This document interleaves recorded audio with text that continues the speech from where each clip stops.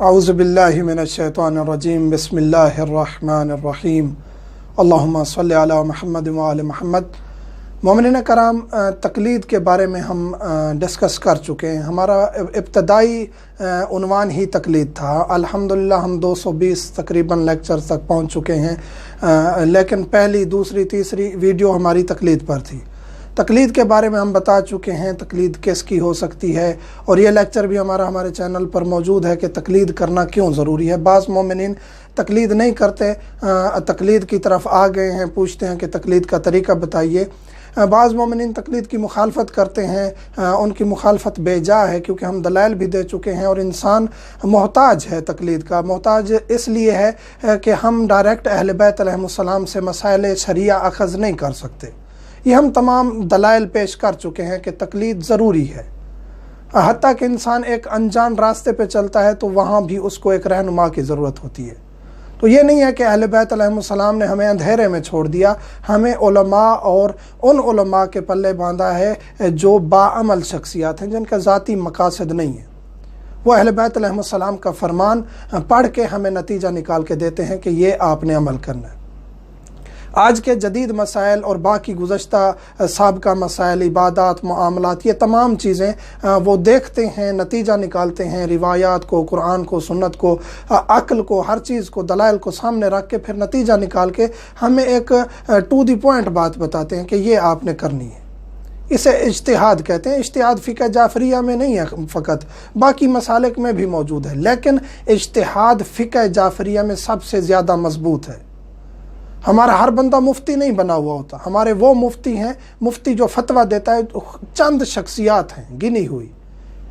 ہمارے پاس مجتہدین علماء کثرت سے ہیں، سینکڑوں میں ہیں، لیکن مفتی جو فتویٰ دیتے ہیں، کیونکہ مجتہدین کے بعد، ایک مجتہد کے بعد والا مرحلہ ہے کہ وہ مرجع تقلید بنے اور مفتی بنے، تو یہ آسان نہیں ہے۔ زندگیاں خرچ کرنی پڑتی ہیں علوم آل محمد میں، تب جا کے انسان مرجع تقلید بنتا ہے، بالفاظ دیگر مفتی بنتا ہے۔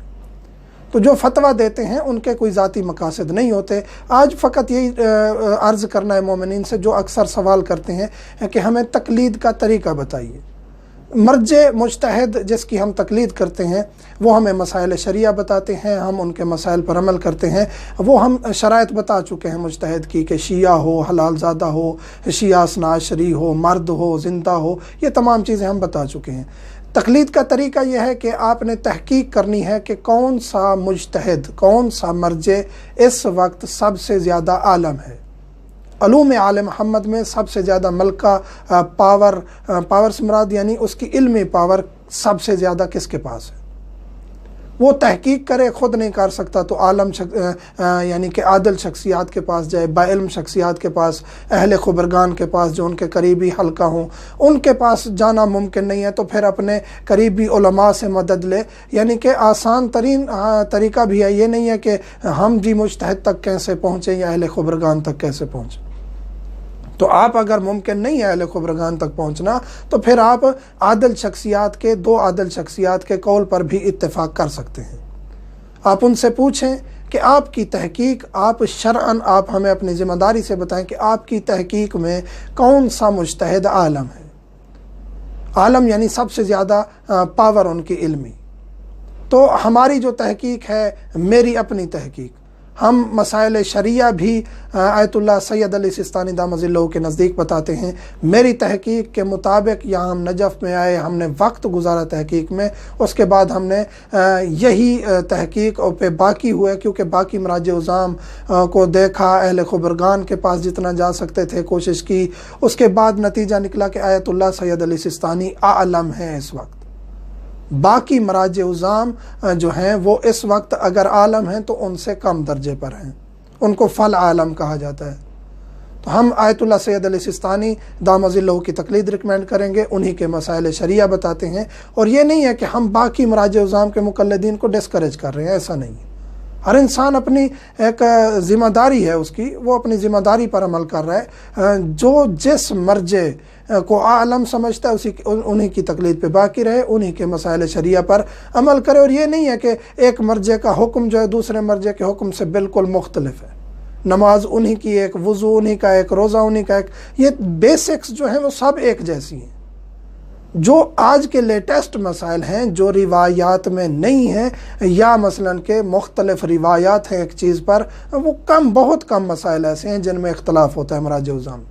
جو بیسکس ہیں جیسے نماز، روزہ، خمس، یہ تمام چیزیں، ان میں اکثر جو بیسکس ہیں وہ تمام کے ایک ہی حکم ہے۔ جو جزیات ہیں یا لیٹسٹ مسائل ہیں ان میں ان کا اختلاف ہے، کیونکہ ان کی اپنی تحقیق ہے، انہوں نے جو زندگیاں خرچ کی ہیں باقی علوم کی مدد سے نتیجہ حاصل کرنے میں، تو اس وجہ سے ان کے اندر اختلاف ہوتا ہے۔ اور یہ سوال اور اعتراض جو کیا جاتا ہے کہ مراجع کے فتوے کے درمیان اختلاف کیوں، یہ ہم تقلید کیوں ضروری ہے، اس ٹاپک میں ہم یہ تمام چیزیں اور اعتراضات اور ان کے جواب دے چکے ہیں۔ طریقہ تقلید کیا ہے؟ یہی ہے کہ عالم کی تشخیص کریں اور یہ نیت کریں کہ میں انہی کے فتووں پر عمل کروں گا۔ بس یہی آپ کی شرعی ذمہ داری ہے کہ آپ نے یہ تشخیص کر کے کہ میں آیت اللہ سستانی دام ظلہ کے فتووں پر عمل کروں گا، یا جو بھی آپ کی تحقیق میں عالم ہے۔ اس کے بعد آپ نے انہی کے فتاوی پر عمل کرتے رہنا ہے، انہی کی توضیح المسائل منہاج الصالحین یا علماء سے رابطے میں رہنا ہے، اور ان کو کہنا ہے کہ ہم ان کی تقلید کرتے ہیں، یعنی فلاں کی، اور ان کی آسانی سے کتابیں اویلیبل ہیں PDF میں، سافٹ ویئر میں، ہر میں تقریباً مرجع کی، تو آپ آسانی سے فتاوے بھی حاصل کر سکتے ہیں۔ یہ طریقہ ہے تقلید کا۔ تقلید کوئی آپ کے وہ جیسے کہا جاتا ہے کہ گلے میں رسی نہیں ہے، توق نہیں ہے، کوئی بہت بھاری چیز نہیں ہے، فقط یہ طریقہ ہے۔ اس میں یہ نہیں ہے کہ آپ نے کوئی خاص طریقہ ہے نیت کرنے کا، وہ کرنی ہے، پھر آپ بیعت میں آ جاتے ہیں، پھر آپ کے لیے بہت ساری مشکلات پیدا ہو جاتی ہیں جس طرح ڈرایا جاتا ہے مومنین کو، ایسا نہیں ہے۔ یعنی ایک وسیلہ ہے مراجع عظام کا کہ آپ ان کے ذریعے اہل بیت تک پہنچتے ہیں، جس طرح اللہ تک پہنچنے کے لیے اہل بیت علیہ السلام ہمارے لیے وسیلہ ہیں، تو اہل بیت کا فرمان ہے کہ ہماری طرف سے علماء آپ پر حجت ہیں، تو ہم علماء کے فرمان کے ذریعے اللہ کی عبادت اور اہل بیت علیہ السلام کی پیروی صحیح طریقے سے کر سکیں گے۔ مومنین سے ملتمس ہوں مجھے، میرے بچوں کو اور والدین کو دعاؤں میں یاد رکھا کریں۔ والحمدللہ رب العالمین۔